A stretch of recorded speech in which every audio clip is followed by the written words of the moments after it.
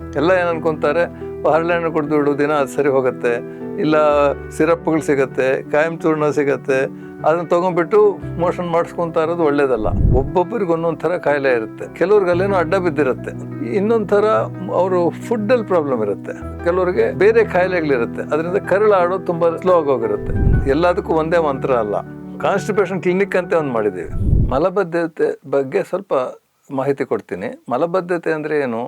ಮಲ ಸುಲಭವಾಗಿ ಬರದೇ ಇರೋದ್ರ ಮಲಬದ್ಧತೆ ಅಂತೀವಿ. ಸುಲಭವಾಗಿ ಬರಲಿಲ್ಲ ಅಂದರೆ ಏನು ಅಂದರೆ, ತುಂಬ ಹೊತ್ತು ಟಾಯ್ಲೆಟಲ್ಲಿ ಕೂತ್ಕೊಂಡು ಮುಗ್ತಾ ಇರಬೇಕಾಗತ್ತೆ ಕೆಲವರಿಗೆ. ಆಮೇಲೆ ಕೆಲವ್ರಿಗೆ ಪದೇ ಪದೇ ಹೋಗಬೇಕು ಅನ್ನಿಸ್ತಾ ಇರುತ್ತೆ, ಅರ್ಧಂಬರ್ಧ ಆಗ್ತಾ ಇರುತ್ತೆ. ಇಲ್ಲ ಅಂದರೆ ಕೆಲವ್ರಿಗೆ ಪಾಸ್ ಮಾಡುವಾಗ ನೋವಾಗುತ್ತೆ. ಇಲ್ಲ ಅಂದರೆ ಅವ್ರಿಗೆ ದಿನ ಆಗ್ತಾ ಇರಲ್ಲ, 2 ದಿವಸಕ್ಕೆ 3 ದಿವಸಕ್ಕೆ, ಅಂದರೆ ಅವ್ರಿಗೆ ಹೋಗಬೇಕು ಅನ್ನೋ ಫೀಲಿಂಗೇ ಬರ್ತಾ ಇರಲ್ಲ. ಸೊ ಅದನ್ನೆಲ್ಲ ಮಲಬದ್ಧತೆ ಅಂತೀವಿ. ಅದರಲ್ಲಿ 2 ಥರ ಇದೆ. ಕ್ರಾನಿಕ್ ಕಾನ್ಸ್ಟಿಪೇಷನ್ ಅಂತೀವಿ, ಅಂದರೆ ರೆಗ್ಯುಲರಾಗಿ ಯಾವಾಗಲೂ ಅದೇ ಪ್ರಾಬ್ಲಮ್ ಅವ್ರಿಗೆ. ದಿನ ಬೆಳಗ್ಗೆ ಎದ್ದರೆ ಅವ್ರಿಗೆ ಮೋಷನ್ ಸರಿಯಾಗಿ ಆಗ್ತಾ ಇರಲ್ಲ, ಮುಗ್ತಾ ಇರ್ತಾರೆ, ಟಾಯ್ಲೆಟಲ್ಲಿ ತುಂಬ ಹೊತ್ತು ಕೂತಿರೋದು, ಇದು ಯಾವಾಗಲೂ ಇರೋದನ್ನು ಕ್ರಾನಿಕ್ ಕಾನ್ಸ್ಟಿಪೇಷನ್ ಅಂತೀವಿ.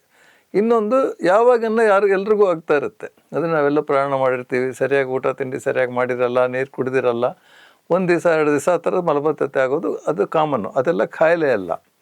ಯಾವಾಗನ್ನ ಅಕೇಶ್ನಲಾಗಿ ಮಲಬದ್ಧತೆ ಆಗ್ತಾ ಇದ್ದರೆ ಅದು ನಮ್ಮ ಫುಡ್ಡನ್ನ ಹಿಡಿದು ನಮ್ಮ ಆ್ಯಕ್ಟಿವಿಟಿನ ಹಿಡಿದು ಚೇಂಜ್ ಆಗಿರುತ್ತೆ. ಅದು ಫಿಸಿಯೋಲಾಜಿಕಲ್ ಅಂತೀವಿ, ಅಂದರೆ ನಾರ್ಮಲಲ್ಲೇ ವೇರಿಯೇಷನ್ನು. ಬಟ್ ಕ್ರಾನಿಕ್ ಆಗಿದ್ದರೆ ಅದನ್ನು ಹಾಗೆ ಏನೋ ಒಂದು ತೊಗೊಂಡು ಕೂತ್ಕೋಬಾರ್ದು. ಯಾಕೆಂದರೆ ಅದಕ್ಕೆ ಏನೋ ಕಾರಣಗಳಿರುತ್ತೆ, ಅದೊಂದು ಕಾಯಿಲೆ. ಕ್ರಾನಿಕ್ ಕಾನ್ಸ್ಟಿಪೇಷನ್ ಅಂದರೆ ಯಾವಾಗಲೂ ಇರೋ ಮಲಬದ್ಧತೆ ಒಂದು ಕಾಯಿಲೆ. ಅದು ಆ ಕಾಯಿಲೆಗೆ ಅದಕ್ಕಾಗಿ ಟ್ರೀಟ್ಮೆಂಟ್ ಆಗಬೇಕು.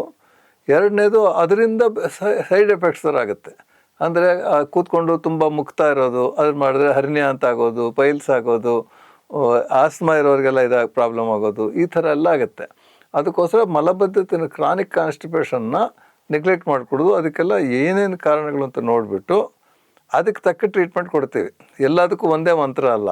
ಎಲ್ಲ ಏನು ಅನ್ಕೊತಾರೆ, ಹರಳೆಣ್ಣೆ ಕುಡಿದು ಬಿಡು ದಿನ ಅದು ಸರಿ ಹೋಗುತ್ತೆ, ಇಲ್ಲ ಯಾವುದೋ ಒಂದು ಸಿರಪ್ಗಳು ಸಿಗುತ್ತೆ, ಕಾಯಂ ಚೂರ್ಣ ಸಿಗುತ್ತೆ, ಅದನ್ನು ತೊಗೊಂಡ್ಬಿಟ್ಟು ಮೋಷನ್ ಮಾಡಿಸ್ಕೊತಾ ಇರೋದು ಒಳ್ಳೆಯದಲ್ಲ. ಒಬ್ಬೊಬ್ಬರಿಗೆ ಒಂದೊಂದು ಥರ ಕಾಯಿಲೆ ಇರುತ್ತೆ. ಅಂದರೆ ಮಲಬದ್ಧತೆಯಲ್ಲಿ 3 ಮೇನ್ ರೀಸನ್ಸ್ ಇರುತ್ತೆ. ಕೆಲವ್ರಿಗಲ್ಲೇನೋ ಅಡ್ಡ ಬಿದ್ದಿರುತ್ತೆ, ಅಂದರೆ ಮೋಷನ್ ಗುದದ್ವಾರ ಸರಿಯಾಗಿ ಓಪನ್ ಆಗ್ತಾ ಇರಲ್ಲ, ಆವಾಗ ತುಂಬ ಮುಕ್ಕಬೇಕಾಗಿರುತ್ತೆ. ಅವ್ರಿಗೆ ನಾವು ಆಪ್ರೇಷನ್ ಆ ಥರ ಮಾಡಿ ಸರಿ ಮಾಡ್ತೀವಿ. ಕೆಲವ್ರಿಗಲ್ಲೇನೋ ಗಡ್ಡೆ ಥರ ಬಿದ್ದು ಮುಚ್ತಾ ಇರುತ್ತೆ, ಅದನ್ನು ನಾವು ಸರಿ ಮಾಡಬೇಕಾಗತ್ತೆ. ಇನ್ನೊಂದು ಥರ ಅವರು ಫುಡ್ಡಲ್ಲಿ ಪ್ರಾಬ್ಲಮ್ ಇರುತ್ತೆ, ಅಂದರೆ ತುಂಬ ಡ್ರೈ ಟೈಪ್ ಆಫ್ ಫುಡ್ ತೊಗೊತಾ ಇರ್ತಾರೆ, ಸರಿಯಾಗಿ ನೀರು ಕುಡಿತಾ ಇರಲ್ಲ, ಆಮೇಲೆ ಈ ಬೇಕ್ರಿ ಪ್ರಾಡಕ್ಟ್ಸು, ಬಿಸ್ಕೆಟ್ಸು ಈ ಥರದ್ದು ಜಾಸ್ತಿ ತಿನ್ನುವಾಗ, ಚಾಕ್ಲೇಟ್ಸು ಇವೆಲ್ಲ ತಿಂತಾರಲ್ಲ, ಆವಾಗ ಅವ್ರಿಗೆ ಮಲಬದ್ಧತೆ ಆಗುತ್ತೆ. ಅದಕ್ಕೆ ಆಹಾರದಲ್ಲಿ ಸರಿ ಮಾಡಬೇಕು. ಅದಕ್ಕೇನು ಆಪ್ರೇಷನ್ ಬೇಡ, ಔಷಧಿ ತಿನ್ನಬೇಕಾಗಿರಲ್ಲ.